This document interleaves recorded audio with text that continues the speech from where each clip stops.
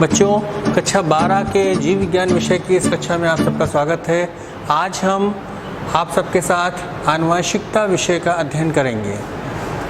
बच्चों, पिछले अध्याय में हम लोगों ने देखा कि जीवों में जनन कैसे होता है, जीवों में कायिक जनन कैसे होता है, जीवों में पौधों में लैंगिक जनन किस प्रकार से होता है, विभिन्न प्रकार के जंतुओं में जनन किस प्रकार से होता है, मनुष्य में जनन किस प्रकार से होता है। इन 4 अध्यायों में हमने जनन का विस्तृत अध्ययन प्राप्त किया। प्रत्येक अध्याय से हमें ये ज्ञात हुआ कि प्रत्येक जीव, चाहे वह पौधा हो चाहे वह जंतु हो, जब वह जनन करता है तो जनन के पश्चात नई नई संतानों की उत्पत्ति होती है, और जो नई संतानें उत्पन्न होती हैं ये अपने जो पैतृक पीढ़ियाँ होती हैं उनसे काफ़ी समानता प्रदर्शित करती हैं। जो पुत्रीय पीढ़ी होती है, जो पैतृक पीढ़ी से जो समानताएं प्रदर्शित होती हैं, इनका अध्ययन हमें इसी आनुवंशिकी में करना है। हमें आनुवंशिकी के अंतर्गत ये पढ़ना है कि किस प्रकार से माता पिता के जो लक्षण होते हैं वो पुत्रीय पीढ़ी में किस प्रकार से स्थानांतरित होते हैं। इनका विधिवत अध्ययन इसमें हमें करना है। बच्चों, हम लोग ये देखते हैं कि जब कभी समाज में किसी के यहाँ भी कोई पुत्र पैदा होता है, कोई संतान उत्पन्न होती है, तो हम लोग सहज भाव से उसके बाह्य रूप की तुलना करने लगते हैं और ये एहसास करते हैं कि अनुभव करने का प्रयास करते हैं कि इसकी नाक कैसी बनी है, इसकी आंखें किस प्रकार सी हैं, ये माता पिता से कितना मिलता जुलता है। इसी तरीके से इसको हम इस प्रकार से समझ सकते हैं, जैसे कोई संतान उत्पन्न हुई है और उस संतान को हम देखते हैं कि उसकी जो आंखें होती हैं वे माता के समान होती हैं, उसके नाक पिता के समान है।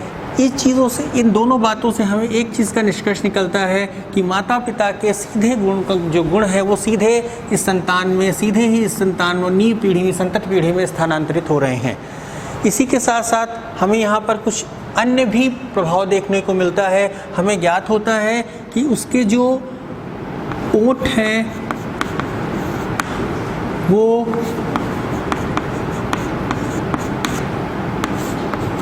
नानी से मिलते हैं। अब यहाँ पर ये प्रश्न उठता है, ऊँट नानी से मिल रहे हैं तो ये नानी से किस प्रकार से मिल रहे होंगे, इसका मतलब क्या होना चाहिए। इसका मतलब ये है कि जो ये ऊँट थे, इसका ये जो गुण है ये माता के रूप में, पहले माता के रूप के पास गया और माता के पास यह गुण संरक्षित रूप में पड़ा रहा। और फिर क्या होता है कि जब अगली पीढ़ी आती है तो उस पीढ़ी में ये F1 पीढ़ी में यहाँ स्थानांतरित होता है और F2 पीढ़ी में यह गुण संतान में प्रकट होता है। ये एक प्रश्न यहाँ पर उत्पन्न होता है कि इसका मतलब है कि जो आनुवंशिक गुण होते हैं, ये जो गुण होते हैं वो केवल एक पीढ़ी से, प्रथम पीढ़ी से ही दूसरी पीढ़ी में स्थानांतरित नहीं होते हैं, बल्कि इसके पहले जो पीढ़ियाँ पाई जाती हैं उन पीढ़ियों से भी अगली पीढ़ी में स्थानांतरित होते रहते हैं। इस प्रकार से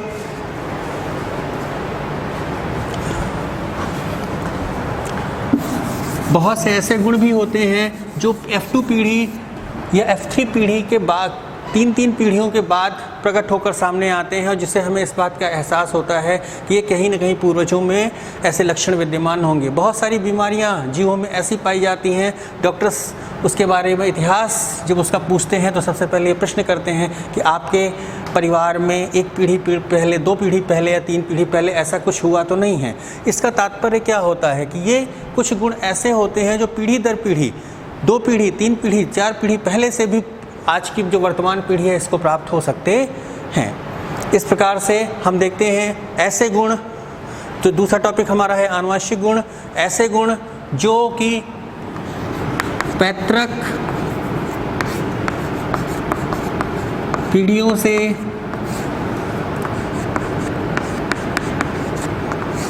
संतान की पीढ़ी में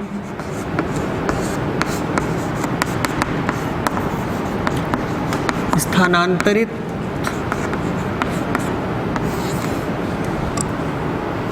होते हैं।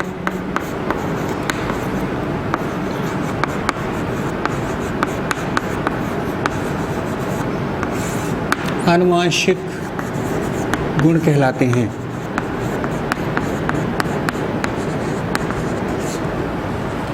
और जीव विज्ञान की वह शाखा जिसके अंतर्गत हम ऐसे गुणों के स्थानांतरण का अध्ययन करते हैं वो आनुवंशिकता कहलाती है। अगर हम आनुवंशिकता की परिभाषा के रूप में इसको पढ़ना चाहें तो आनुवंशिकता की परिभाषा में कुछ चीज़ें और भी जोड़ दी जाती हैं और हमें ज्ञात होता है कि पैतृक ऐसे गुण जो पैतृक पीढ़ी से ऐसे गुण जो पैतृक पीढ़ी से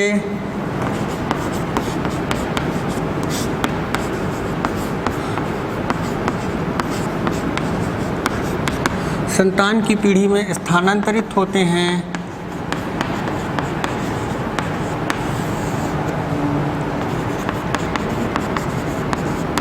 तथा ये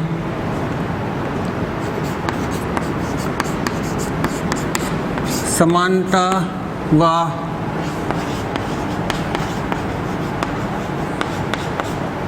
विभिन्नता को प्रदर्शित करते हैं, आनुवंशिकता कहलाती है। जीव विज्ञान की वह शाखा जिसके अंतर्गत आनुवंशिक गुण में पाई जाने वाली समानता तथा विभिन्नता जब पैतृक पीढ़ी से पुत्री पीढ़ी में स्थानांतरित होती है तो इसे ही हम आनुवंशिकता कहते हैं।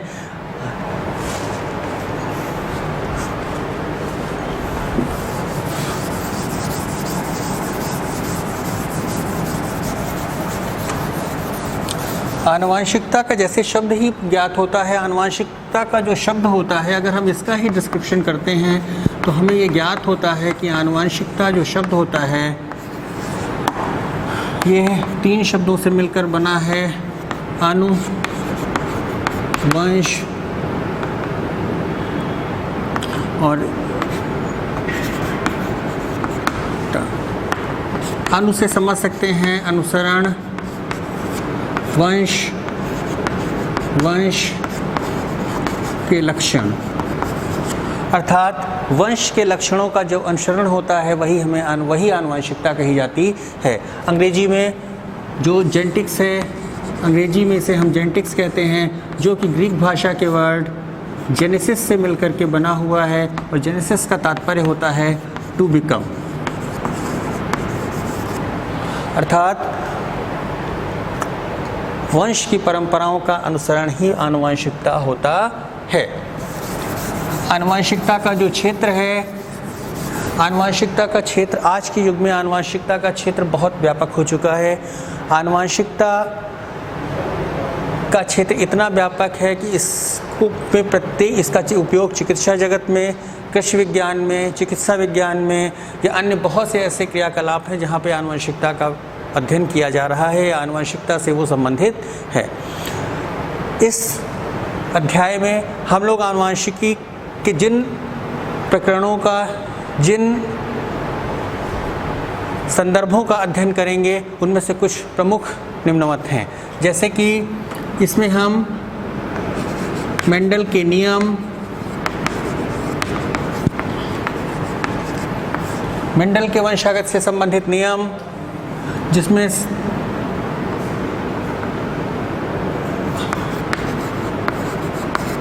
अपूर्ण प्रभाविता का नियम,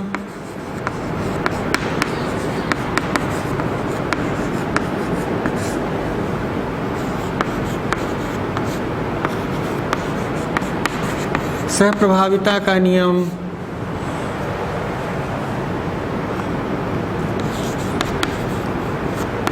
बहुएलिलिज्म जिसे हम मल्टीपल एलील के नाम से भी जानते हैं,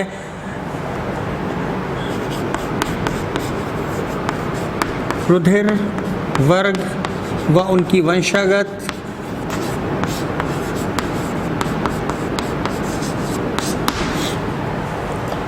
मनुष्यों में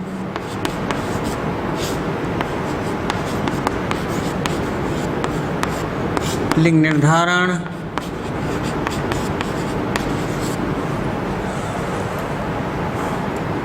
संबंधित क्रोमोसोम सिद्धांत, जेनेटिक थ्योरी आदि। इसी के साथ साथ इसमें मनुष्यों में लिंग, सहलग्न वंशागत,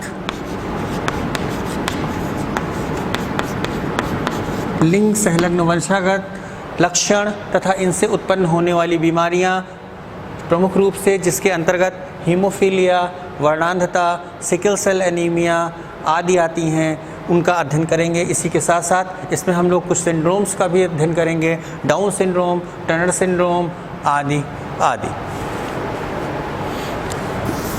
बच्चों, इस प्रकार हम देखते हैं कि आनुवंशिकता का जो क्षेत्र है वो काफ़ी व्यापक है। इसमें अब हम इसके थोड़े से इतिहास के बारे में जान लेते हैं कि जो वंशागति का इतिहास है ये कब से प्रारंभ हुआ और ये किस प्रकार चलता रहा।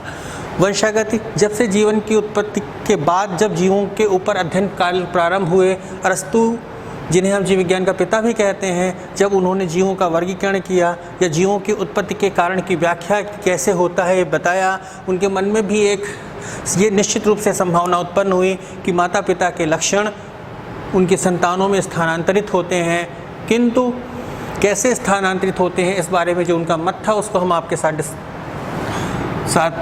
करते हैं। अरस्तु ने बताया, अरस्तु के अनुसार था कि प्रत्येक जो मनुष्य होता है उसमें या प्रत्येक जीव की बात यदि हम करते हैं तो उसमें जो नर का शुद्ध रक्त प्लस माता का अशुद्ध रक्त, जब ये दोनों मिलता है तो इस दोनों के मिलने के द्वारा ही एम्ब्रियो का निर्माण होता है। एम्ब्रियो या युग का निर्माण होता है। ये एम्ब्रियो का निर्माण पूर्ण रूप से सत्य प्रतीत नहीं होता। आगे चल करके इस सिद्धांत को और अधिक व्याख्या देते हुए डार्विन ने अपना मत प्रस्तुत किया और डार्विन का पेंजीनवाद के नाम से जानते हैं। डार्विन ने सिद्धांत में बताया कि प्रत्येक जीव के रक्त में प्रत्येक अंग से कुछ सूक्ष्म कण निकलते हैं। ये सूक्ष्म कण रक्त के साथ बह कर मनुष्य के रिप्रोडक्टिव भाग, जनन भाग में पहुंचते हैं और वहाँ पर निषेचन के फलस्वरूप नई संतान की उत्पत्ति होती है। इस प्रकार से चूँकि वो प्रत्येक अंग का कोई न कोई, प्रत्येक अंग से निकले हुए सूक्ष्म कण संतान में पहुंचते हैं रुधिर के द्वारा, इसलिए संतानों के अंदर माता पिता के लक्षण विद्यमान होते हैं। डार्विन का जो पेंजीनवाद था ये भी बहुत अधिक प्रामाणिक नहीं था, किंतु उस समय सन 19वीं शताब्दी में जब डार्विन ने ये प्रस्तुत किया था उस समय इसकी काफ़ी चर्चा हुई। इसके पश्चात मेंडल का आगमन होता है। मेंडल ने सन 1856 में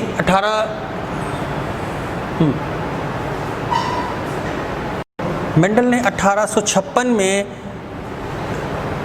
अपने प्रयोगों का प्रारंभ किया और सन 1865 तक उन्होंने आनुवंशिकता से संबंधित लगातार प्रयोग करते रहे और उनके प्रयोगों का परिणाम हुआ। उन्होंने अपने प्रयोगों के फलस्वरूप आनुवंशिकता से संबंधित कुछ ऐसे सिद्धांत प्रस्तुत किए जो आज भी अकाट्य हैं और वे सर्वमान्य सिद्धांतों के नाम से जाने जाते हैं।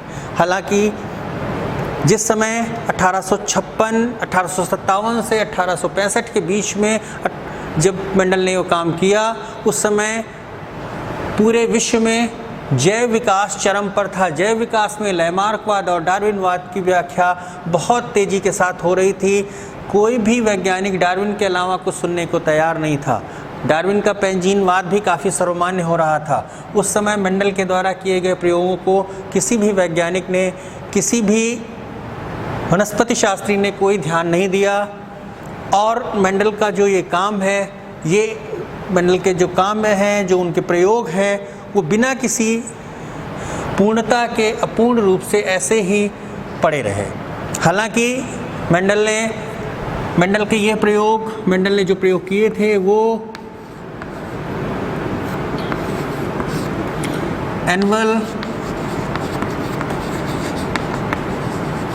Proceedings of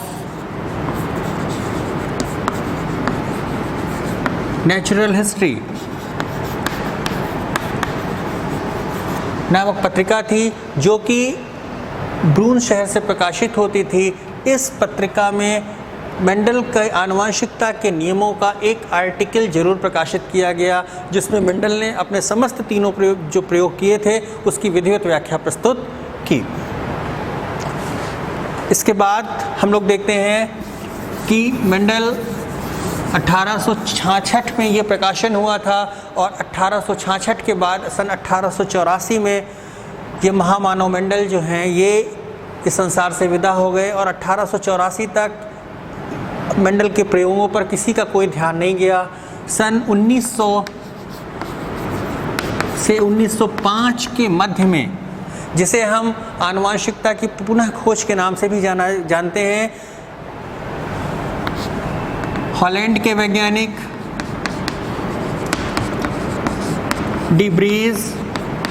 Hugo de Vries तथा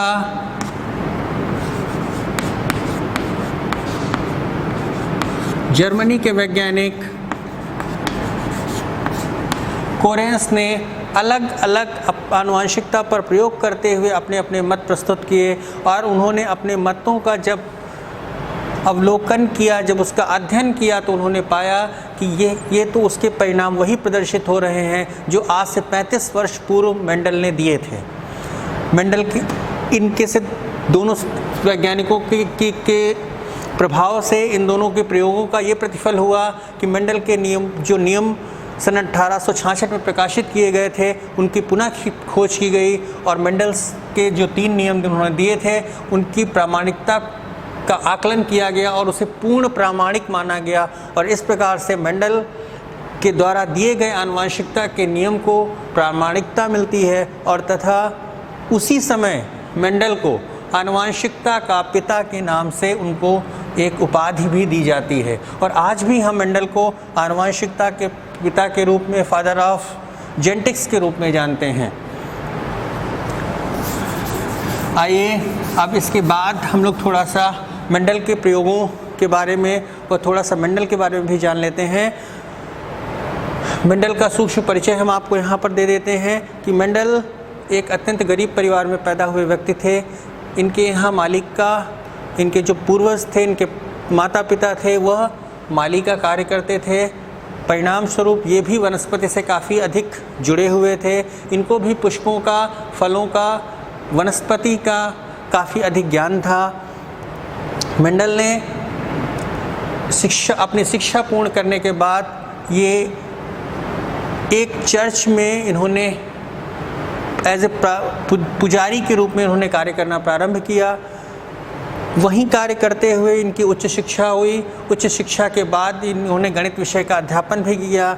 गणित विषय के अध्यापन के साथ साथ इन्होंने अन्य स्नातक तथा स्नातकोत्तर की भी उपाधि ग्रहण की। आपको इतिहास और वनस्पति शास्त्र का काफ़ी अधिक ज्ञान था। इस ज्ञान का उपयोग करते हुए मेंडल ने 8 वर्षों तक 1856-57 से लेकर 1865 के मध्य में लगातार प्रयोग किए और लगातार प्रयोग करने के फलस्वरूप इन्होंने 2 प्रकार के अपने सिद्धांत प्रस्तुत किए, जिसे हम मेंडल के नियम के रूप में जानते हैं। मेंडल के जो नियम हैं, इन पर हम बात करने से पहले थोड़ा सा मेंडल के प्रयोगों के प्रमुख बिंदु भी जान लेते हैं कि मेंडल ने जो प्रयोग किए थे उस प्रयोग के लिए इन्होंने कुछ विशेष बातों का ख्याल किया था। और ये विशेष बातें क्या थीं, इसका जरा थोड़ा सा वर्णन हो जाता है, करते हैं। मेंडल ने अपने प्रयोगों के लिए मेंडल ने अपने प्रयोगों के लिए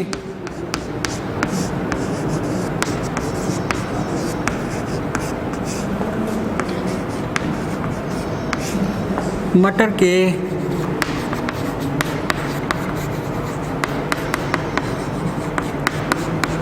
पौधों को चुना। बहुत से वैज्ञानिक कहते हैं ये सौभाग्य की बात है, मेंडल की सफलता के पीछे ये एक रहस्य है कि मेंडल ने अपने प्रयोगों के लिए मटर के पौधों को चुना था, इसी कारण वो इतनी जल्दी सफल हुए। हालांकि मेंडल ने मटर के पौधों का चुनाव बहुत गहन अध्ययन के बाद किया था। उन्होंने पाया था कि मटर के पौधे में कुछ ऐसे लक्षण पाए जाते हैं जो आनुवंशिक दृष्टि से बहुत महत्वपूर्ण होते हैं और जो आनुवंशिकता के सिद्धांतों की व्याख्या करने में पूर्णतः सफल और आसानी से समझे जा सकते हैं। उन्होंने पाया था कि जो मटर का पुष्प होता है, एक तो ये उभयलिंगी होता है, अर्थात इसमें मेल नर जननांग तथा मादा जननांग एक ही पुष्प में उपस्थित होते हैं, जिस कारण इसमें बाह्य परागण की संभावना काफ़ी कम होती है। पुष्प इसका मटर का जो पुष्प होता है, इसकी विशेष जो बनावट होती है, उसके कारण इसमें किसी भी प्रकार का कीट परागण नहीं हो सकता, कोई भी बाह्य रूप जो परागकण है वो इसके अंदर जा नहीं सकते। नंबर 3 था, मटर की 22 प्रजातियां पाई जाती हैं जो कि इसकी आनुवंशिक विविधता को वर्णन करने के लिए काफ़ी पर्याप्त थी। चौथा जो प्रमुख बात थी जिस पे मेंडल ने विशेष ध्यान दिया था कि मटर के पौधे होते थे वो 1 वर्षीय पौधे हैं जिनकी फसल 3 से 4 महीने में तैयार हो जाती थी, और जिस कारण से इनको आनुवंशिकता का रिकॉर्ड रखने में और नई पीढ़ी का अध्ययन करने में कोई बहुत अधिक समय व्यय नहीं करना पड़ता था। तो ऐसे इस तरीके से कुछ प्रमुख कारण थे जिसके कारण मेंडल ने अपने प्रयोगों के लिए मटर के पौधों को चुना था। इसी के साथ साथ यहाँ पर एक बात और डिस्कस करने की है कि मेंडल ने जिस समय अपने प्रयोग किए थे उस समय उन्होंने प्रयोगों में पाया था, उस समय जीन की खोज नहीं हो पाई थी। जीन की खोज जो होती है, जीन की जो खोज है वो 1905 में बैटसन के द्वारा की जाती है। जीन की खोज 1905 में बैटसन के द्वारा की जाती है, किंतु मेंडल ने उस समय जीन के समान शब्द का प्रयोग करते हुए उन्होंने जीन शब्द के लिए एक शब्द जिस शब्द का प्रयोग किया था उसे हम कारक कहते हैं। मेंडल ने जीन शब्द के लिए कारक शब्द का प्रयोग किया और इस कारक को उन्होंने 2 भागों में विभाजित किया। कारक जो कि एक प्रभावी कारक था और एक अप्रभावी कारक था। मेंडल का कहना था कि प्रत्येक गुण 2 रूपों में पाया जाता है, एक प्रभावी कारक के रूप में, एक अप्रभावी कारक के रूप में।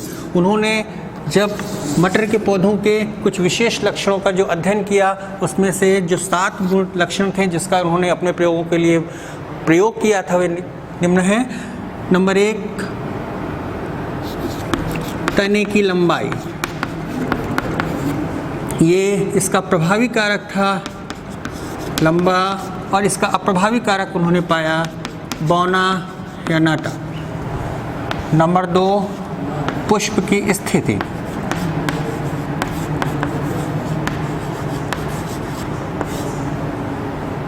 पुष्प की स्थिति कक्षीय या अग्रस्त।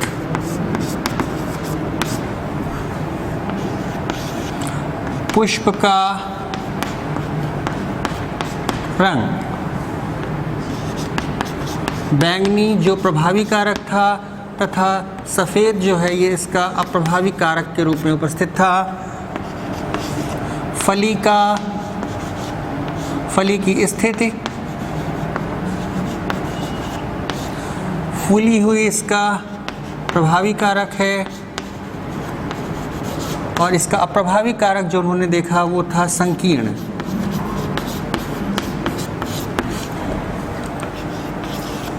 फली का रंग हरा इसका प्रभावी कारक था और सफ़ेद या पीला इसका अप्रभावी कारक के रूप में था। बीज की स्थिति,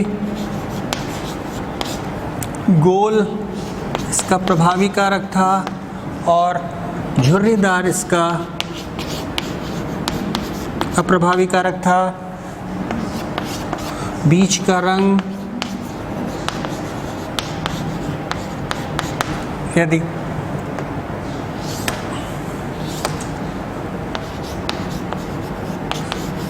सफ़ेद था तो उसका प्रभावी कारक था, यदि हरा था तो ये उसका अप्रभावी कारक था। इस प्रकार से हम देखते हैं कि मेंडल ने अपने जो मटर के पौधों में जिन गुणों का चुनाव किया, वे जो 7 गुण थे वे निम्नवत थे। इन गुणों के आधार पर मेंडल ने अपने पूरे प्रयोगों की व्याख्या दी।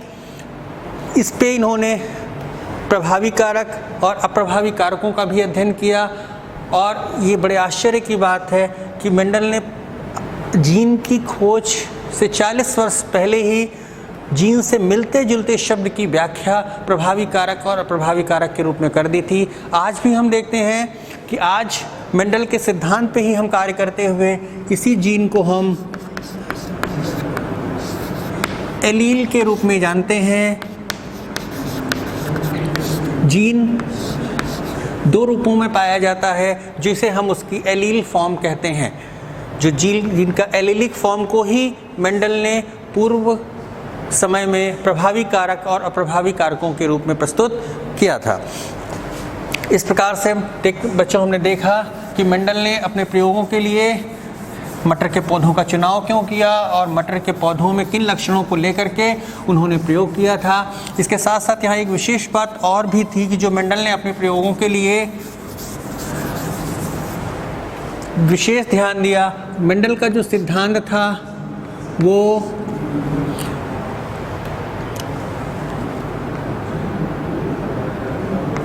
मेंडल ने जो सिद्धांत दिया वो 3 नियमों पे मुख्य रूप से आधारित था और उनके नियम 2 एक संकर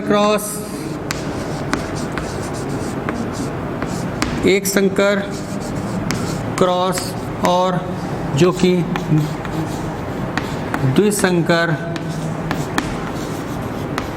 क्रॉस के नाम से जाने जाते हैं। जब मेंडल ने एक लक्षण को ध्यान में रखते हुए संकरण कराया तो उसे हम एक संकर क्रॉस कहते हैं। जब मेंडल ने मटर के पौधों में 2 लक्षणों को ध्यान में रखते हुए आपस में संकरण कराया उसे हम द्विसंकर क्रॉस कहते हैं। इस प्रकार से हमने आज आनुवंशिकता की जो बेसिक टर्मिनोलॉजी था, आनुवंशिकता का विकास कैसे हुआ, इसका पूरा वर्णन इसमें प्राप्त किया है। मेंडल के जो नियम हैं, जो मेंडल ने 3 नियम दिए थे, जो एक संकर क्रॉस में प्रभाविता का नियम, पृथक्करण का नियम तथा द्विसंकर क्रॉस के अंतर्गत उन्होंने दिया था स्वतंत्र अभ्यूहन का नियम। इन तीनों नियमों की व्याख्या तथा मेंडल के जो अन्य टर्म जो उन्होंने संकेतों का उपयोग किया था अपने प्रयोगों के लिए, समयुग्मी, विषमयुग्मी आदि का जो वर्णन है वो हम अगले इकाई में इसका अध्ययन करेंगे, अगले अध्याय में इसका अध्ययन करते हैं। धन्यवाद।